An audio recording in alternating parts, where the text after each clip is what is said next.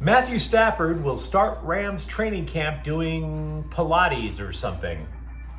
The Dodger bullpen sucks, and we're going to explain the difficult choices the franchise has to make in the next week. And without saying the Lakers are Luka Dončić's team, Marcus Smart says the Lakers are Luka Dončić's team. Good morning. I'm James. And this is your daily dose of sports and snark for the greatest sports city in the world, Los Angeles. This is the Faithful Angelenos Morning Report. It is July 23rd, 2025. Welcome back to the Sanctum Sanctorum of LA sports. Glorious morning. Can't wait to talk with you guys. Do you like being in the know about LA sports? Well, if you do, clickety-clack the like button. Clickety-clack the subscribe button. There's a notification bell. Hit that. It'll let you know when we drop new content. Sharing is caring. Let people know we exist, and by all means, comment. So, quick look at the scoreboard before we begin. Minnesota 10, Dodgers 7. Ick. We're going to go into more detail because the Dodger bullpen sucks. But at least the magic number still dropped to 58. Also, the Sparks 93, Washington 87. The Sparks have a 3-game winning streak. It is their longest winning streak since August of 2023. That is the measure of suckitude. It has been almost 2 entire years since the Sparks won 3 consecutive games. Meanwhile, today, Minnesota is at the Dodgers at 1. And what do you say we get to the news?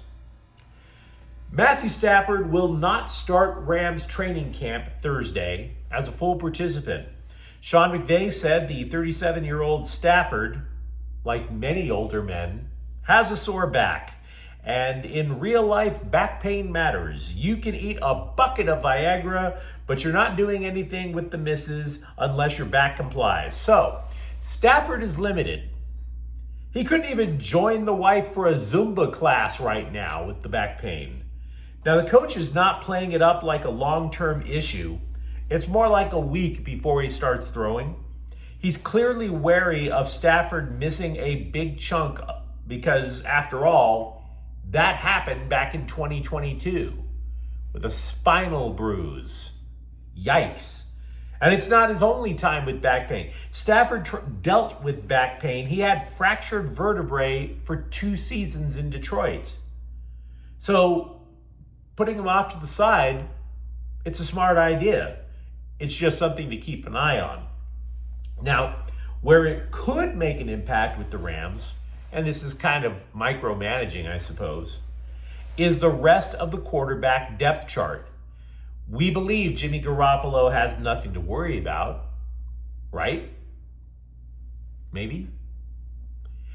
I believe he's okay. But more snaps for Stetson Bennett and former UFL quarterback Dresser Wynn, the better.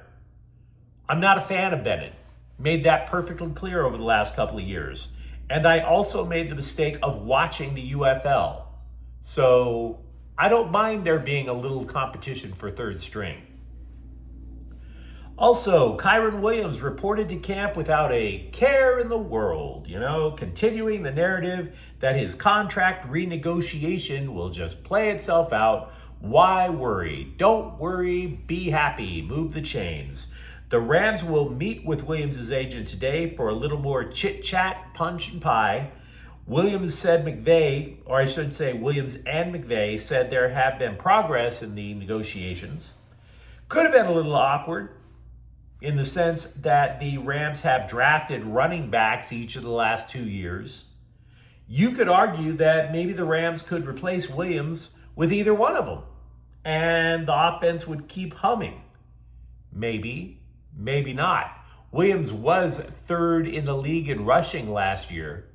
His production's nothing to sneeze at. Now, Williams was talking about it. He said, quote, "For me, there was no decision. I play football. That's what I love. Being here right now is a no-brainer because I've got people I've got to take care of.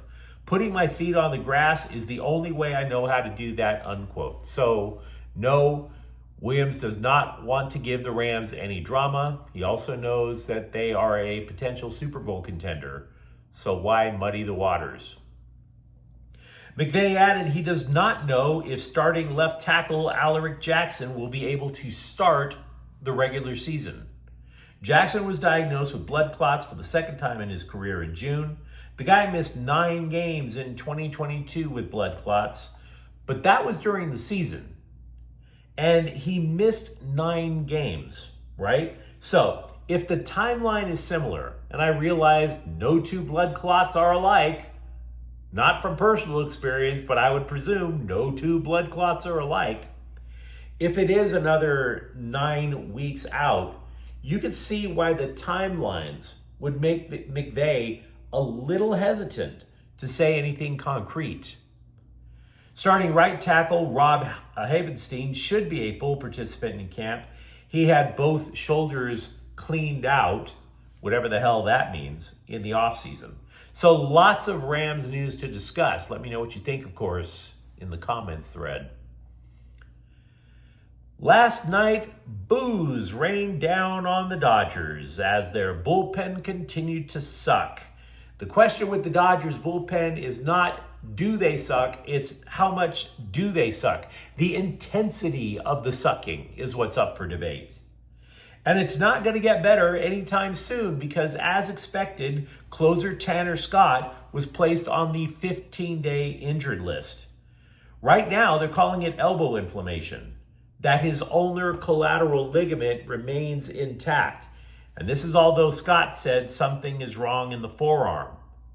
Now, the reason the Dodgers say it's intact is Scott underwent an MRI exam yesterday. The Dodgers were mum going into details. And they don't want to go into details because they do have a habit of being secretive. If that ulnar collateral ligament goes pop, Scott's done for the year. He's going to have Tommy John surgery if that's the case. But no, the Dodgers training staff is going over the radiologist report like it's an episode of Forensic Files. So we'll just have to wait and see if 15 days is enough. The Dodgers summoned former All-Star reliever Alexis Diaz from the Midwest Manure Pit to replace Scott on the roster. Diaz was once the Reds' closer, but he was in the minors this year because he has an ERA, even in AAA, of more than 6. So what does this mean? Well, last night, the Dodgers bullpen allowed 6 runs in 2 innings to Mini Scrotum. Dave Roberts was furious. It better be rock bottom, he said after the game. Moreover, the Dodgers are missing relievers Michael Kopech, Brusdar Graterol, Blake Treinen. Now, Treinen should be the first to return. That's probably toward the end of the month, right? You got Kopech, who will not be eligible to return until late August, however. Evan Phillips already out for the year, Tommy John surgery. And by the way, last night, Ben Kasparius was removed. Apparently something amiss in his right leg, and now he too needs an MRI. So now that the trade deadline is just 8 days away, it becomes clear that despite general manager Brandon Gomes whistling past the graveyard, oh, our roster, I have so much confidence in it, he's telling everybody. The Dodgers have a decision to make. And this is a very stubborn front office when it comes to a decision such as this. But they painted themselves into this corner. Believe you me, the fatal flaw with the Dodger way of conducting business is they are extremely stubborn. They are completely addicted to the analytics spreadsheet. So the choice is, let the starters, I don't know, maybe pitch into the 7th inning once in a blue moon. That might be helpful, but that'll never happen, right? The Dodger bullpen has pitched the most innings in baseball, and it's not even close. The other option is to admit that the bullpen is primed for an upgrade. But trading for relievers is something that Andrew Friedman personally loathes because it's hard to set a fair price for just getting those 3 outs per inning. He believes teams overpay for those 3 outs. So now you see the conundrum.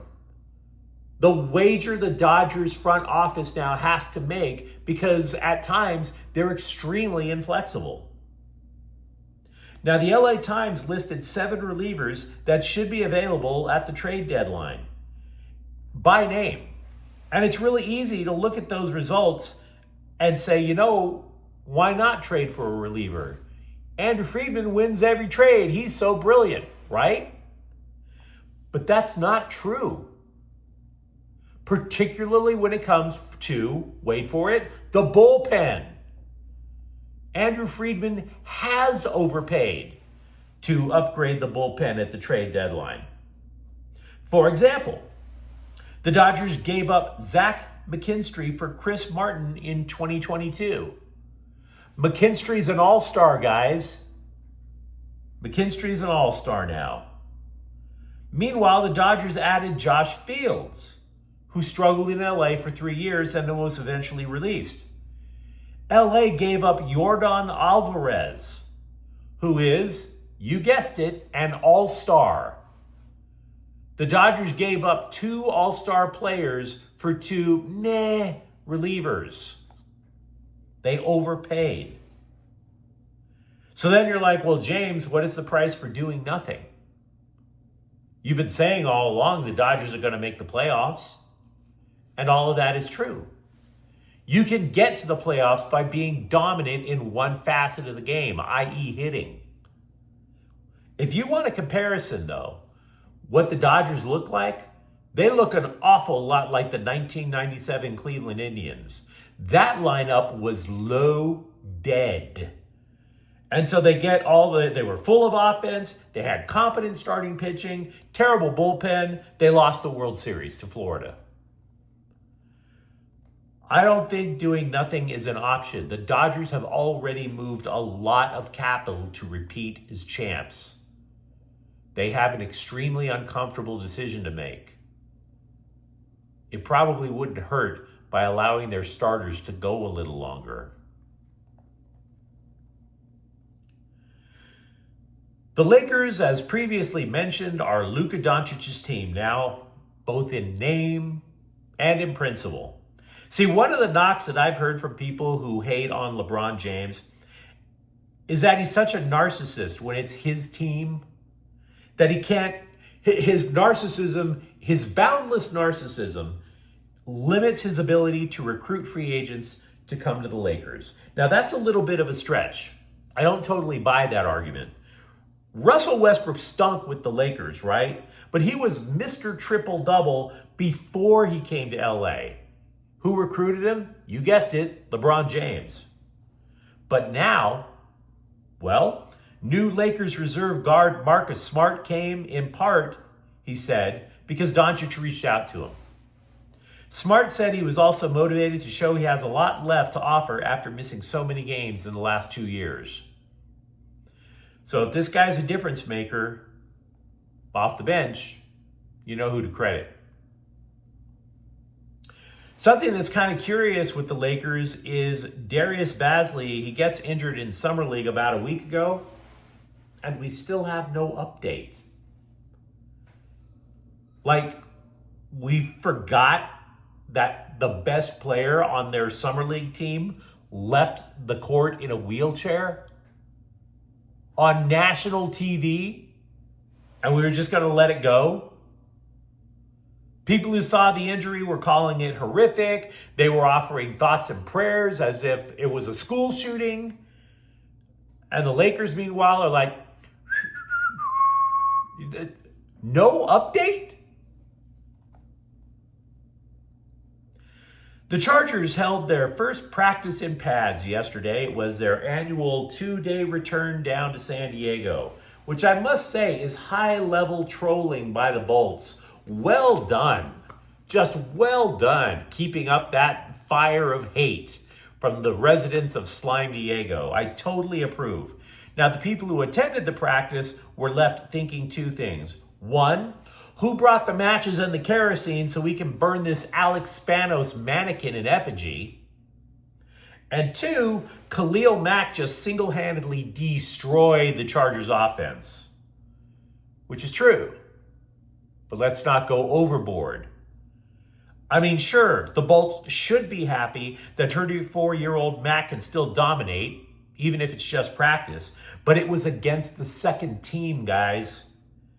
Mac is a surefire Hall of Famer. They lined him up against a former UFL offensive lineman. Of course he's going to dominate.